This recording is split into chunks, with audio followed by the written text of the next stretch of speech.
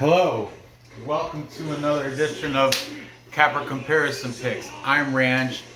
Today I will be giving you some Capper Comparison Picks for some early prelim fights for UFC Vegas 37. But before I get into that, let me go over the last event, Vegas 36. Well, I didn't fare that bad. Like I usually do, I'm not going to spend too much time recapping every fight. I'm just going to go through quickly what I got wrong and whatnot. All right. So overall, I went 6-3. Not bad, not bad. Dev the Dude claims he went 9-1, which is weird because I thought there was only 9 fights. But I'm not going to argue. The guy had, and he must have misspoke. I don't know what the deal is. But anyway. Really quickly, let's go through this. I picked Jack Shore, like everybody else in the world, to beat Ludwig Shalinian. He did so by decision. I messed up and I picked Charles Jourdain, Air Jourdain. He got beat by Juicy J, Julian Erosa, submission in 3rd round. So 1-1 there. Jonathan Martinez withdrew after a really bad weigh-in against Marcelo Rojo. I would have got that. I doubled down on that bet. Mandy Bowman and Ariane Lipsky got rescheduled for this weekend. That was off the card. But the other two, green, I won this parlay. I got Molly Meatball McCann beating Ji Young Kim by decision. She did it by decision. And I picked Marc-Andre Barriol to beat Dolce Lunguiambula. Got that. Cash it. Yep. Then I got Alex Morono against David Zawada by decision. Nailed it. But here's why I messed up. I was going against the hype on Paddy Pimblett, which I shouldn't have, but I went with the more veteran experience in the Brazilian Italian stallion Luigi Vendramini. But Paddy Pimblett proved me wrong, knocked Luigi out in the 1st round.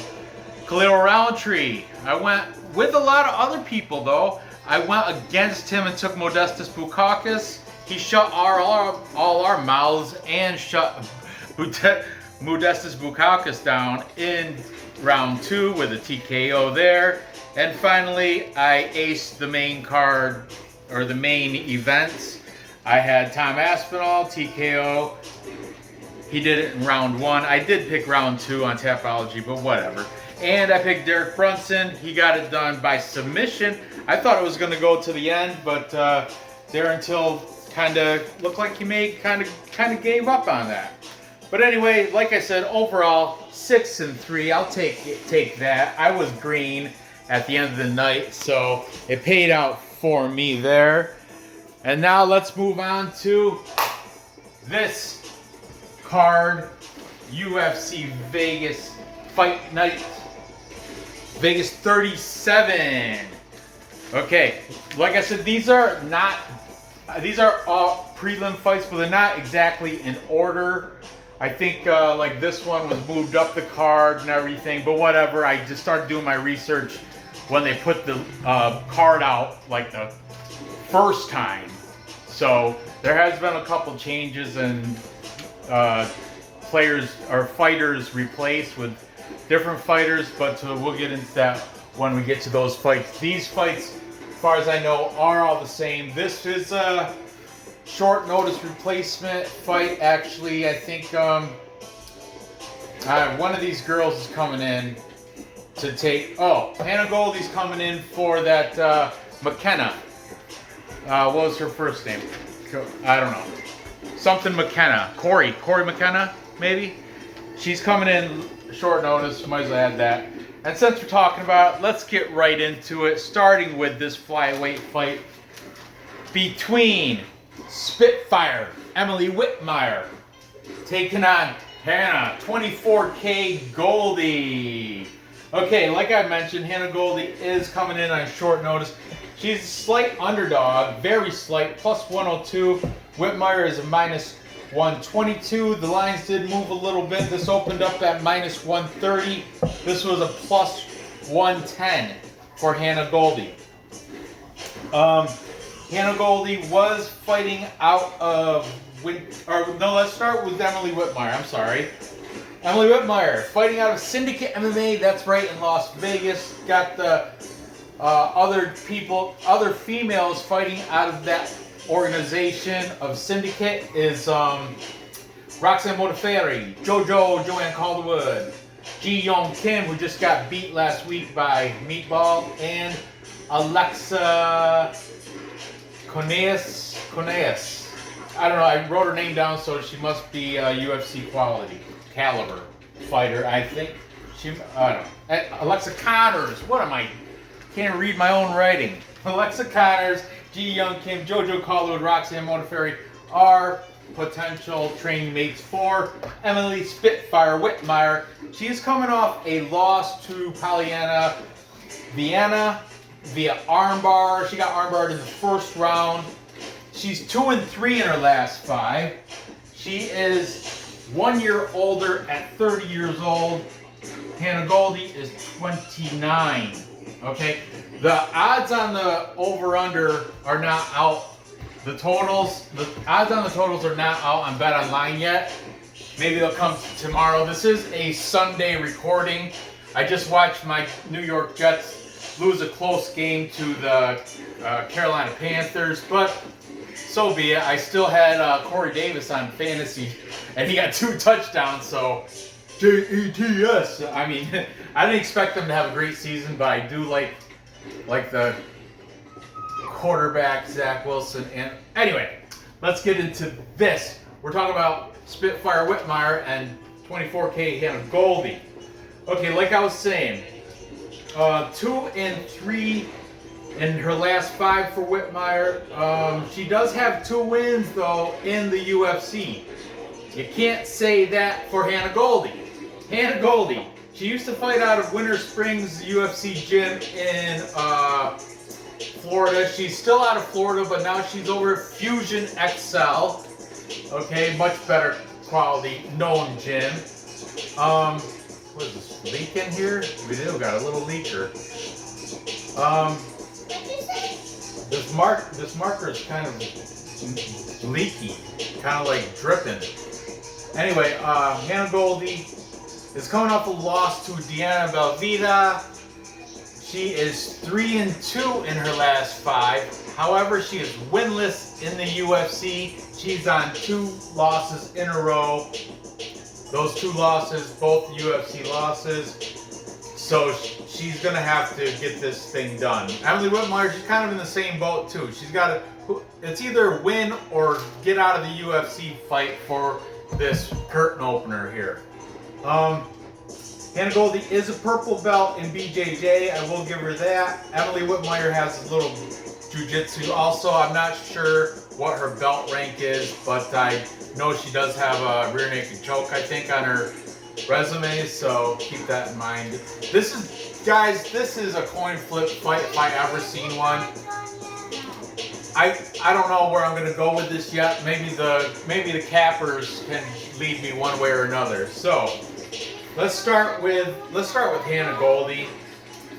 We've got the Stat Diggers. Actually, only DFS from the Stat Diggers because Wheezy passed on this fight, which I don't blame him. So I'm going to write DFS. Brady is taking Hannah Goldie. Then, like I said, Wheezy passed. Then we've got Perfect Parlay Pursuit. Triple certified.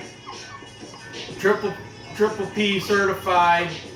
Perfect Parlay Pursuit. Luke, Alex, Dan, all are taking Hannah Goldie. Then we've got the MMA fortune tellers. The teller. Right down the street from American Top Team. Big fan of theirs. Also taking Goldie, and I'm pretty sure he interviewed Hannah Goldie. And then we've got a capper I've known about for quite a while, but I've never used his predictions.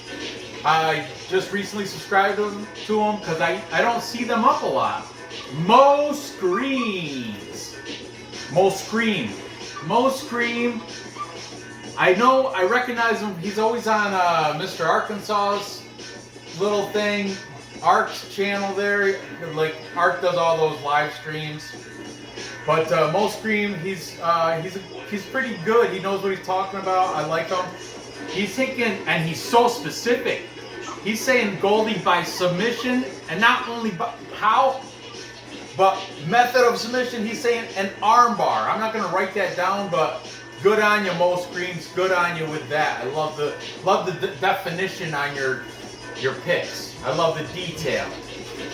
And you'd think this might be a full capital comparison. I'm ready to make that X, but we can't because we have a contrarian picker.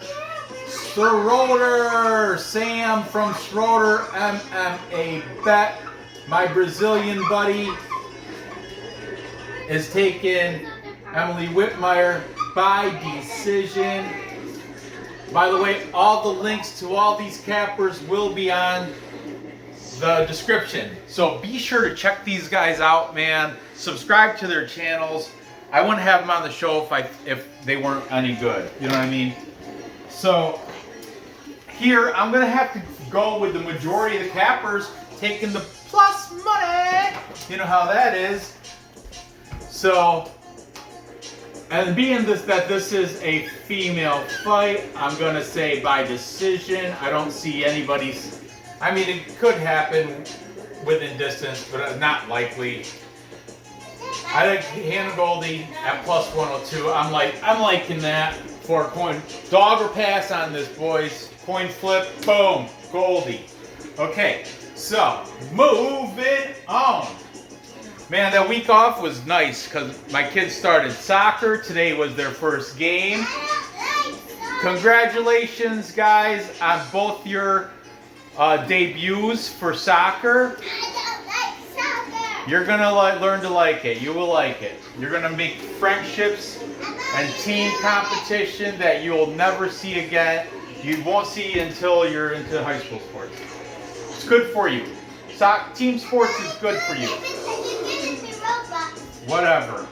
Moving on. Next we've got Montel Jackson taking on short notice replacement in JP Bays.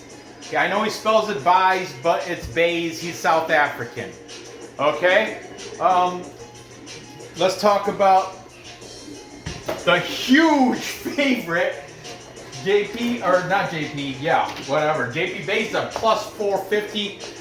It opened up right around plus 300 because JP is coming up a weight class. He was 125, and he was thin. There was no, but so hopefully maybe he'll be more relaxed and everything. You won't have to worry about sucking weight. He's going against the biggest man in the division, in 135 pounds. The biggest guy in the division, Montel Jackson. You already know about his huge hands. His hands are a tad bit bigger than Francis Ngannou, the heavyweight. What I heard, he's got the biggest hands in the division. He is the biggest guy in the division. JP Bays has a big, tall order going against plus 450. Montel Jackson, minus 700. That was a minus 400. But you see all the money coming in where it should. So I'm just saying this might be a setup for, it's a trap! It might be a trap. I don't know. Montel Jackson comes in, training out of Milwaukee, Wisconsin, Pure Vita MMA. You know who else trains out of there? Ricky Glenn. Yes, Ricky Glenn trains out of there. I think that he's a bantamweight too. I try to, when I write these guys down, I try to make sure they're within 10 pounds. It might be a featherweight actually. But anyway, Montel Jackson, coming off a win against Jesse Strader, ground and pound round 1. His before that he took a loss though to Brett Johns. Keep that name in your head. When I get to JP Bays, I'm gonna mention something. Montel Jackson's got a 5-inch height advantage and an 8.5-inch reach advantage over JP Bays. And he is 4 years older. Montel Jackson's 29. JP Bays is 25. All right, now let's talk about the South African, JP Bays. He's married to Cheyenne Bays, the female fighter. Cheyenne Bays was on social media claiming she's broke. She's so broke she can't even buy. JP Bays can't even buy her food for her fridge. She says she's like, you know, surviving on ramen or something. I don't know. But she did win her last fight, so she should get a little bit of cashola there, so she can maybe go out for dinner or something. Go to Applebee's, maybe. Chili's. Applebee's, yeah. But anyway, JP Bays, Cheyenne Bays' husband. He is a he's coming off a loss to Bruno Silva. He got knocked out in the second round. Bruno the Bulldog Silva, though, he's nothing to beat. That was his UFC debut also. He is a BJJ brown belt. He was fighting out of like some weird place in South Africa back in the day. Now he's out of Extreme Couture with the likes of Gustavo Lopez, who's also on this card. We'll go over his fight tomorrow night.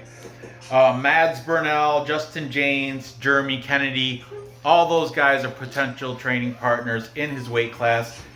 I did see his Twitter or Instagram, I want to say, and he had pictures of him with, man, who was it? It's skipping my mind now. It was right there though. Interesting. His Twitter name is JP_Bays_wrestling or wrestling_JP Bays or something like that, because I guess he was on the South African wrestling team. Keep that in mind. Remember earlier I mentioned Brett Johns beat Montel Jackson? You know how he did that? He did that with control time against the cage, and I do believe on the ground. Montel Jackson did get it, I think, outstrike him potentially, but no, Brett Johns won that decision because of control time. You know how you get control time? Through wrestling, through grappling, which JP Bays is a wrestler. So, I don't know. I know Montel Jackson's got the huge hands, and if you get struck by one of those hands, it's like getting hit by a broadside of a chalkboard or something. I don't even know what a cinder block. I don't even know. But they're huge. He got big old hands. But JP Bays, man, if he's slick and smart and he uses his wrestling, gets it down to the ground, gets some control time, it's a trap! It's a trap. It totally could be a trap because UFC wants that romantic Cheyenne JP Bays struggling to survive. This kid's taking a short notice fight. His odds are against him. He's a 450 underdog. Everybody's locking in Montel Jackson as an anchor, lock of the night, no problem. Anchor for my my big parlays. Everybody's gonna be not everybody, but almost everybody on this is taking Jackson. I'm just saying, JP Bays might have some sneaky good wrestling. He has the accolades, so all right, here we go. Taking Montel Jackson, we've got the MMA fortune teller, the teller. Then we've got Mo Scream. He's saying submission. Darce choke. That's what's awesome about this guy, Mo Scream. To be honest with you guys, I just subbed to him because I didn't know he was putting out weekly. I don't think he has though. I didn't know he put out like, and if he did, maybe they were too late for my shows or something, and just because there's a 2-week gap between cards, he was able to get it in. But Mo Scream, he's saying submission. You know how? Darce choke. Yeah, by Darce choke. I love it. Schroeder MMA. Now Schroeder is picking Jackson. However, he's betting Bays. He was betting Bays at plus 400. Now Bays at plus 450. So Schroeder MMA bet. I'm gonna put him on the side of Jackson. That's his pick. But like I said, he's betting $ on Bays. I don't even know how I'm gonna write that, but I'm not. So then we've got the stat diggers. Wheezy and DFS by the numbers, both of them are saying this is going to be the ass shaving of the week, meaning Jackson should roll over JP Bays. Like I'm telling you, it's a trap. I mean, I don't know, guys. I don't know. Then we've got Perfect Parlay Pursuit. However, it is not Triple P certified. Luke and his brother Alex are both taking Montel Jackson. They don't see any way JP Bays can get it done. However, Dan from Perfect Parlay Pursuit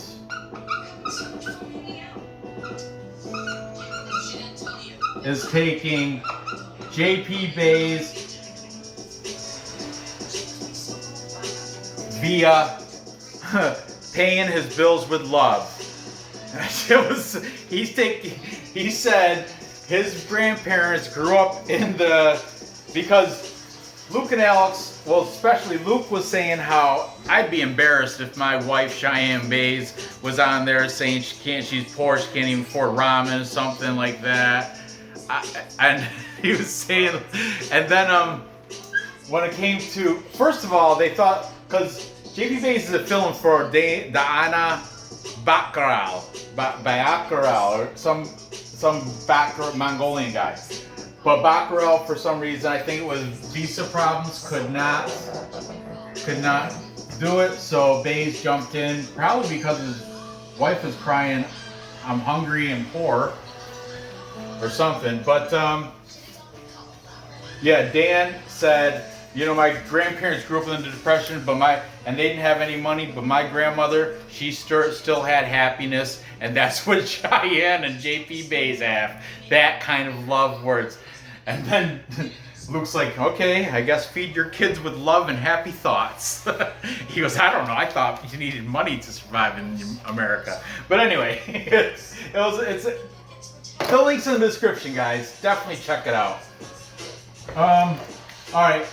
I love that plus money bet, but I'm picking Montel Jackson because of his huge hands, and Bays is going to be so small, and I'm going to pick him by knockout. However, I am putting $ hedge bet on Bays at that number because of wrestling, so I might even hedge prop it by decision. Like I said, I might predict it to go like JP Bays managed to survive the striking onslaught, get it to the ground. I'm really not sure of Montel Jackson's takedown defense, but he gets it to the ground. JP Bays has a brown belt, and I mean, if he gets it down, and with that wrestling accolade, like that South African Olympic team or something he was on, he might be able to get that control time. It's not that you just got to shift your weight around and be a better grappler. Just maintain top control and not, stay away from punches. The guy's off his back, so his punches aren't going to be that effective anyway. And I don't know. I think JP Bays might be able to get a sneaky decision. But my pick is for Tapology, where I'm going to pick a KO. I'm going to probably pick first or second round. Probably first round. But, yeah. It's a trap! I'm just telling you. Mark my words, guys. Moving on. Next, we've got... This is a good fight. I like it. I like it a lot. Uh-oh.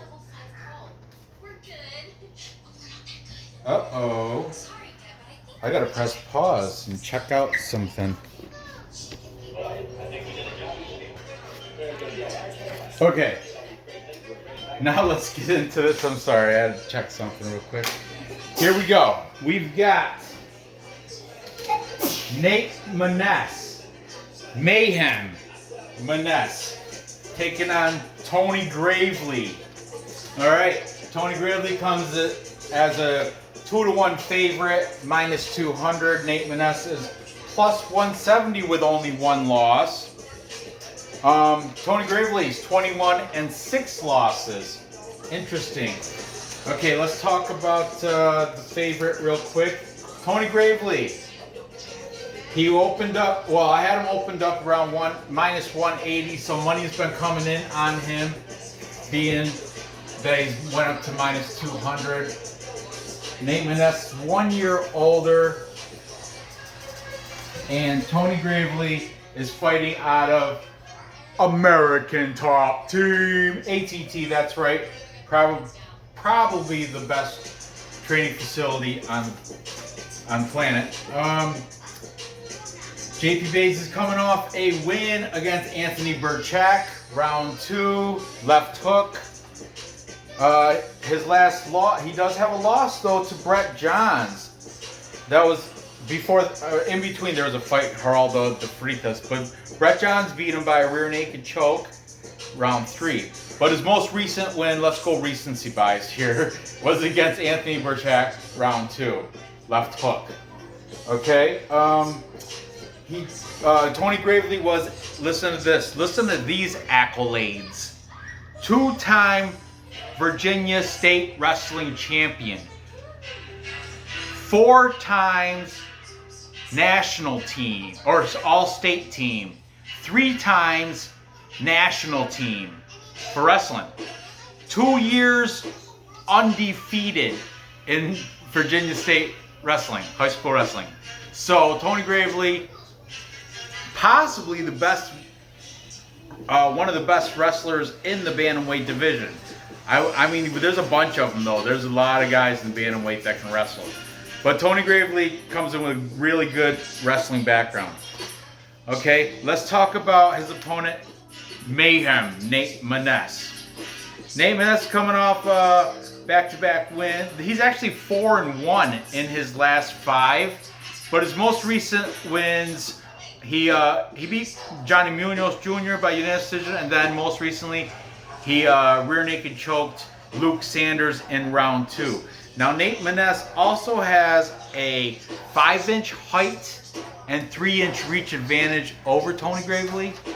So Tony Gravely better hope he use that wrestling and get it down to the ground. He has 2 schools listed on Tapology. One's called Tag MMA, and that's in Kentucky. And the other one's called Salvation MMA, and that's in North Carolina. So you figure he's from that East Coast, Southern East Coast. Okay, let's see what these cappers have to say on this one between Nate Maness and Tony Gravely. With the favorite, take Tony Gravely, we've got MMA fortune teller, the teller.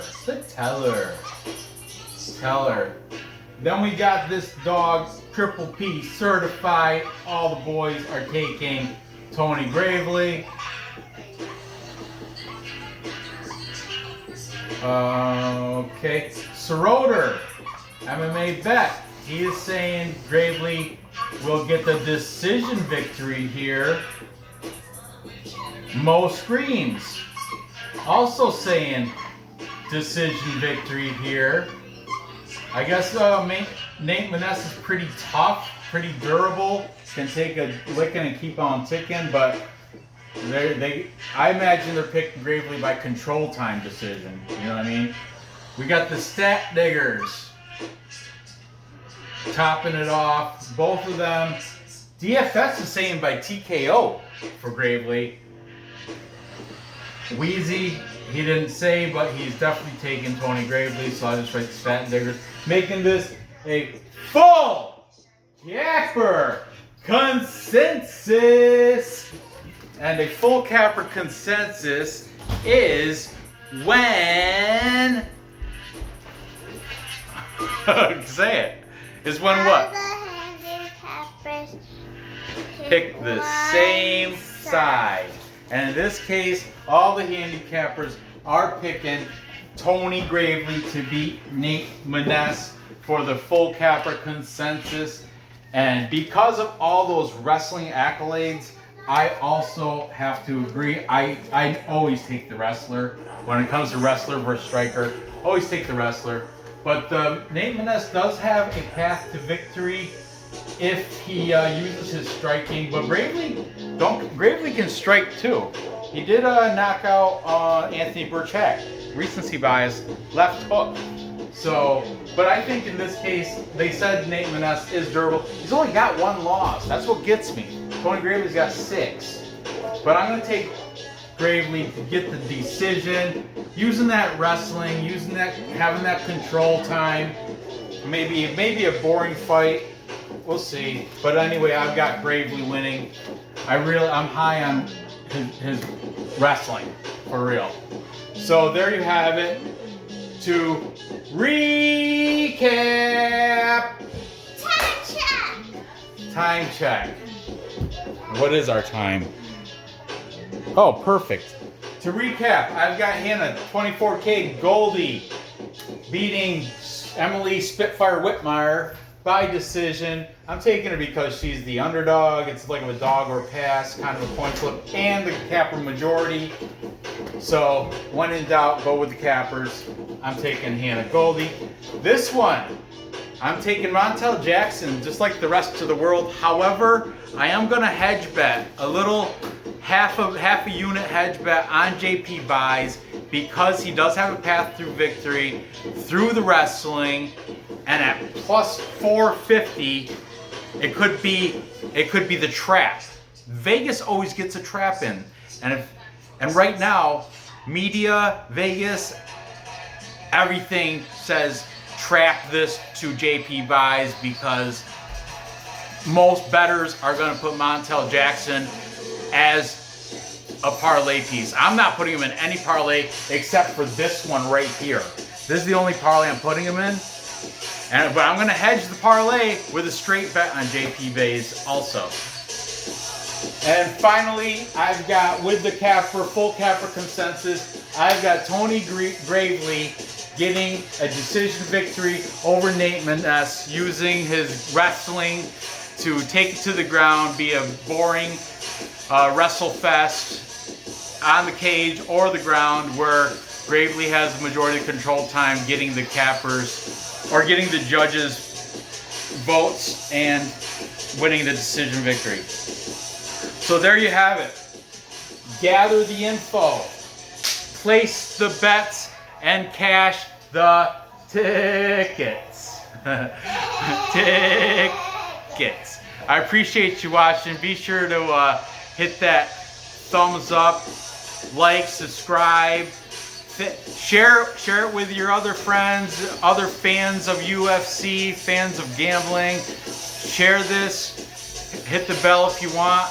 I'm making another video tomorrow for the next three prelim fights. I got a whole new flock of cappers. I already got it done. Maybe I'll do it tonight. Probably not. I'm not that ambitious. But anyway, thanks for watching. Give me that thumbs up, and I'll see you. Good luck on these bets, guys. Good luck. Leave it in your comments who you think's gonna win these. If anyone's siding with my story about JP Bays, put that in the comments too. I like, it could happen. It could be a trap. Anyway, thanks for watching. I'll see you next time. Peace out.